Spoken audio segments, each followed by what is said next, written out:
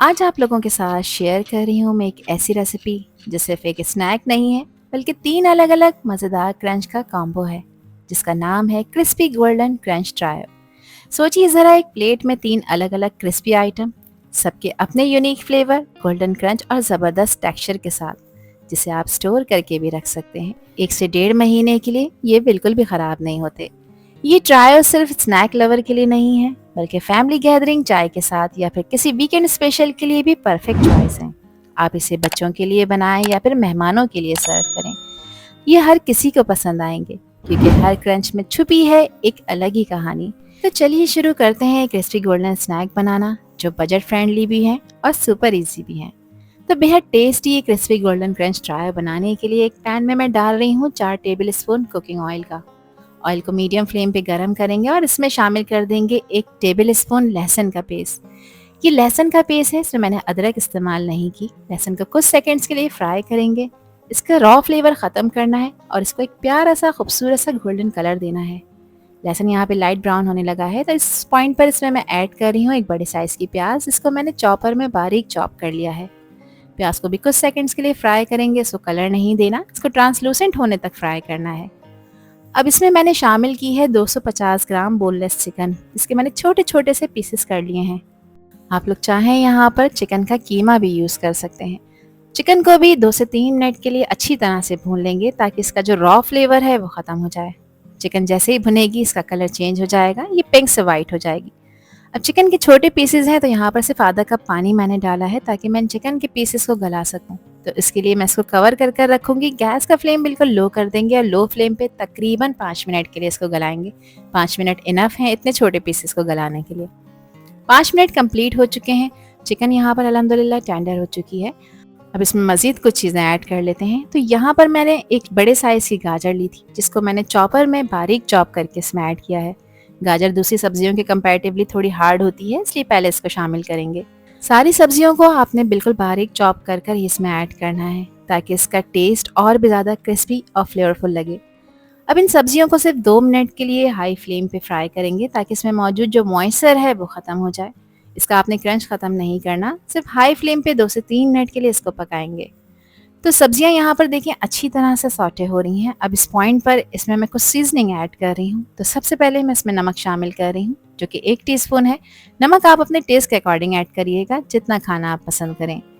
इसके अलावा 1 टीस्पून इसमें शामिल कर रही हूँ मैं कुटी लाल मिर्चों का, और मिर्चों की क्वांटिटी भी आप अपने टेस्ट के अकॉर्डिंग कम ज़्यादा कर सकते हैं।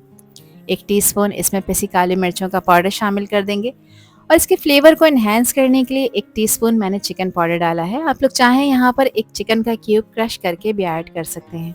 बहुत अच्छी तरह से इसको मिक्स कर लेंगे। ये स्टेप बहुत ज़रूरी है ताकि हर बाइट में फ्लेवर बैलेंस आए। देखिए किस तरह से मसाले सब्जियों के साथ ब्लेंड हो रहे हैं और इनकी खुशबू और भी ज़्यादा टेम्पटिंग बन रही है। अब यहाँ पर इसमें कुछ सॉसेज ऐड कर रही हूँ जिसमें 1 टेबल स्पून है सफ़ेद सिरका। इसके अलावा 2 टेबल स्पून मैंने इसमें चिली सॉस ऐड किया है और इसके फ्लेवर को इन्हेंस करने के लिए मैं 2 table spoon soya sauce add कर रही हूँ। ये सॉसेज मैंडेटरी हैं, यानी इन्हें आपने लाजमी डालना है, इससे इनका फ्लेवर इन्हेंस होगा, इन्हें आप स्किप नहीं कर सकते। ये स्टेप इन स्नैक को और भी ज़्यादा फ्लेवरफुल बनाता है। इसका टेस्ट आपको बिल्कुल रेस्टोरेंट स्टाइल क्रिस्पी स्नैक जैसा फील करवाएगा। अच्छी तरह से मिक्सिंग कर ली है। अब इस पर मैं डाल रही हूँ 1 कप सूजी। बारीक लें या मोटी, ये आप लोगों की अपनी चॉइस है। सूजी ऐड करने से फिलिंग का टेक्सचर बहुत ही अच्छा हो जाता है। ये सब्जियों के साथ ब्लेंड होकर हल्की सी बाइंडिंग भी देती है और क्रंच भी इन्हेंस करती है। अब जिस कप से लेवल करके मैंने सूजी ऐड की है उसी कप से मैं इसमें पानी शामिल कर रही हूँ जो कि 2 कप है। 2 कप पानी आपने ऐड करना है। ये स्टेप फाइनल क्रंच को परफेक्ट बनाता है। पानी डालने का स्टेप बहुत इंपॉर्टेंट है क्योंकि इससे सूजी फूलती है और मिक्सर एक स्मूथ सा बैटर की फॉर्म ले लेता है। अब मैं इसे प्रॉपर मिक्स कर रही हूँ ताकि पानी इवनली सब जगह एब्जॉर्ब होना शुरू हो जाए। देखिए किस तरह से मिक्सर हल्का हल्का सा क्रीमी और फ्लोइंग टेक्सचर ले रहा है। ना ज़्यादा पतला है और ना ही ज़्यादा गाढ़ा, बिल्कुल परफेक्ट कंसिस्टेंसी जो क्रिस्पी और गोल्डन क्रंच देने के लिए ज़रूरी है। अच्छी तरह से इसको मिक्स कर लेंगे और आप लोग देख सकते हैं कि मिक्सर बाइंड होना शुरू हो गया है और स्लोली ये पैन को भी छोड़ रहा है। इसका मतलब ये है कि सूजी और सब्जियां अच्छी तरह से सेट हो रही हैं। अब ये डो की फॉर्म में आ रहा है जो परफेक्टली स्मूथ और सॉफ्ट है। इसको 3 से 4 मिनट के लिए पकाना है। जब ये प्रॉपर इस तरह से एक बाइंडिंग फॉर्म में आ जाए, पैन को छोड़ दे, उसके बाद आप गैस का फ्लेम बंद कर दें। इसको आपने कम्प्लीटली ठंडा करना है, उसके बाद हम इसके स्नैक बनाना शुरू करेंगे। अब इसके क्रिस्पी स्नैक बनाने के लिए हाथ को आपने पहले ऑयल लगाकर ग्रीस करना है। फिर एक छोटे साइज़ का पोर्शन लेना है, या उतना बड़ा पोर्शन जितने बड़े साइज़ का आप स्नैक बनाना चाहते हैं।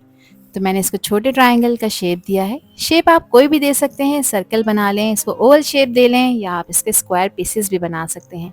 शेप मैटर नहीं करता, मैटर करता है इसका टेस्ट जो आपने खुद डेवलप किया है।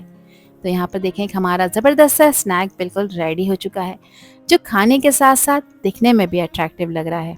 इसी तरह से सारी डो के स्नैक बनाकर तैयार कर लेने हैं। और देखिए, आप 1 कप सूजी और 1 पाव चिकन में आप कितने सारे स्नैक बना के तैयार कर सकते हैं।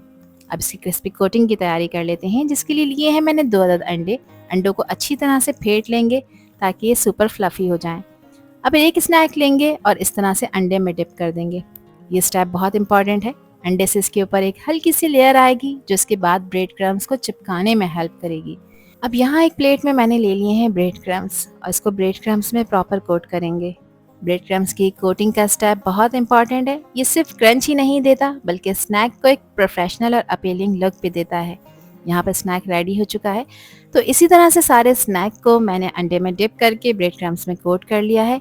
और देखें आप, ये कितने प्रोफेशनल और अपीलिंग लुक दे रहे हैं। जब आप इन्हें फ्राई करेंगे तो ये कोटिंग अंदर की फिलिंग को सिक्योर करेगी, और बाहर से एक ज़बरदस्त गोल्डन क्रस्ट बनेगी जो हर बाइट में क्रैकल करेगी। इसे आप स्टोर करके रख सकते हैं 1 से 1.5 महीने के लिए, ये बिल्कुल भी ख़राब नहीं होंगे। अब इनको फ्राई करने के लिए मैंने ऑयल को मीडियम फ्लेम पे गरम कर लिया था। ऑयल का टेम्परेचर मीडियम गरम होना चाहिए। बहुत ज़्यादा तेज़ गरम ऑयल में आपने इनको फ्राई नहीं करना, क्योंकि इसमें अंडा लगाया है, ब्रेड क्रम्स लगाए हैं, तो क्रिस्पी गोल्डन क्रंच आने तक आपने इनको फ्राई करना है।